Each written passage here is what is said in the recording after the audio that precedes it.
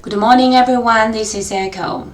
Today in this module and activity 1, we're going to talk about planning for literacy. Let's have a look. In this vlog, I'm talking about my understanding about process and purpose of reading, the role morphology and contextual analysis have on vocabulary development, or evidence-based practices, and so on. Let's have a look. So first we're going to talk about process of reading. Well, we all know reading is very important to students because it often involves with a lot of decoding and understanding and comprehension. But in general, we can break down the main strategies in the reading. We have decoding, sentence structure, comprehension, and reflection. As for the purpose of reading, everybody has their own answer, but in general we have learning for knowledge, entertainment or enjoyment, emotional support, social connection, personal growth, and self-improvement. Question number 2, the role morphology and contextual analysis have on vocabulary development. Well, we have to know what is morphology first. Morphology is those structure of the words. Sometimes or most of the times the forms are very smaller units. So we can know those small words as morphemes. So in general we have 2 morphemes. One called free morphemes. Those can stand alone as words like run, book, happy. Another one we call it bound morphemes. Those must attach to other morphemes to convey meanings like untouchable-ness, happiness, walked. And contextual analysis, that means when we encounter unfamiliar words in a sentence and we can use the surrounding words or phrases to figure it out. What does it mean? So those clues will provide the hint about the meaning of the specific word.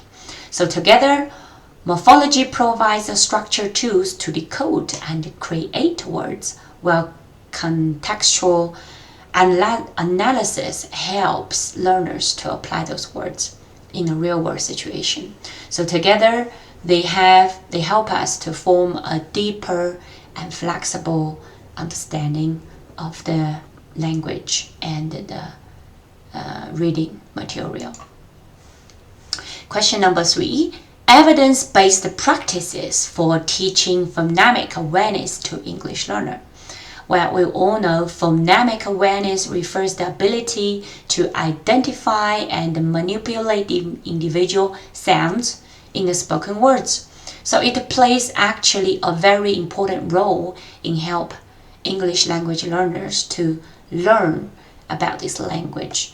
So when teachers teach students, what kind of evidence-based practices that we can use? Well, I have 3 answers. Number 1 is we called teachers should give students clear instruction. Number 2, teachers should use visual or kinesthetic supports to teach. Number 3, teachers should use songs and rhymes to repeat the teaching. So let's go through it one by one. Number 1, we call it clear instruction involves direct instruction. So when I teach my younger kids to study, for example, our students are basically aged between 7 to 10, and we would like to ask the students to identify the sounds and the letters, and when we teach them, we ask them to spell and blend with each other. So for example, I teach student cat, k at cat, or I say dog. Can you find the g? Where is the g? I think those clear instruction is very important. And number 2 is using the visual or kinesthetic supports. We all know multi-sensory teaching nowadays is getting more and more popular because it allows us to strengthen students' brains and their body movements. So it's more engaging and they can learn faster. Number 3 is when we use songs and rhymes to be effective tools for teaching phonemic awareness, because often those emphasize the sound patterns and the letters. It helps students to identify quicker. Question number 4. How an English learner's home language can be utilized to support and strengthen the development of fundamental phonics in English? Well, we all know using English learner's home language to support the phonics. Teacher could create a more personalized, more effective way and the learning environment, because the home language is not a barrier to learn English but also very helpful. For example, when I teach students in Chinese, in the English class, sometimes when they have difficulties to understand something, after I explain them in the video or pictures, and if they're still not sure, I would tell them in the home language and they can immediately get it. And then number 2 is Chinese pinyin share a similar phonemic awareness with English. So for example, in the pinyin, when we say t, s, k, b, p, m, f, sh, ch, a lot of sounds actually are the same, just the a, e, I, o, u, those vowel sounds different. Question number 5. The necessary components to achieve effective comprehension, including well-developed language, multiple higher order thinking process, and self-correction. Well, to achieve effective comprehension, we definitely need well-developed language, because language is the foundation of the reading comprehension. Because students, before they do that, they have to have strong, solid vocabulary knowledge, sentence structures, and even comprehension. And then they can go for the multiple higher order thinking process, which means after students learn about the words and they started to think, to engage by themselves, they start to ask some questions about what this is about and do some predicting about the story, even use critical thinking, right? About students' self-awareness, even the goal setting, actually, when they read. And then afterwards, we're going to go for the self-correction. So when students understand all of that, and sometimes they might actually encounter obstacles or confusion in understanding the story, which is kind of normal. So they can check about their understanding, their confusion, where it is now, if it fits the previous story. There might be an error there, so students can do some self-correction. Question number 6. How evidence-based best practice can be utilized to improve comprehension in English learners, including those with reading difficulties and dyslexia? So reading actually can be very challenging for students with reading difficulties or dyslexia.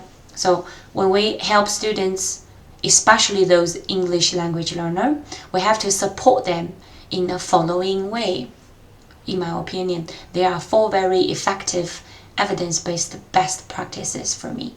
So first of all, like we mentioned many times earlier, we should build a very strong phonemic awareness and phonics skills for the students, because some students just have reading difficulties. It's very important, first of all, to improve their decoding, word recognition, and the structure of the content, and also comprehension. That's step 1.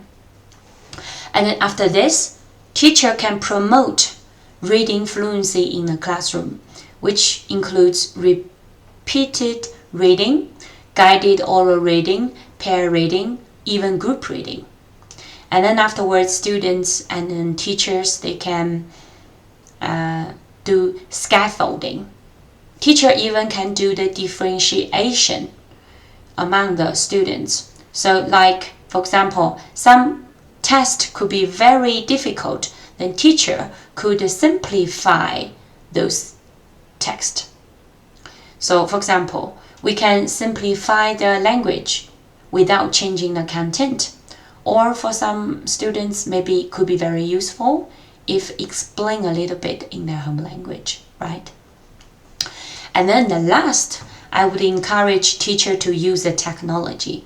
So for students who with dyslexia or writing problems, we can use the speech to context software. So students can talk to the iPad to express verbally rather than in writing. It actually can reduce their frustration in writing tasks. So thank you for watching. That's all. Those are my references. Thank you. Have a good day.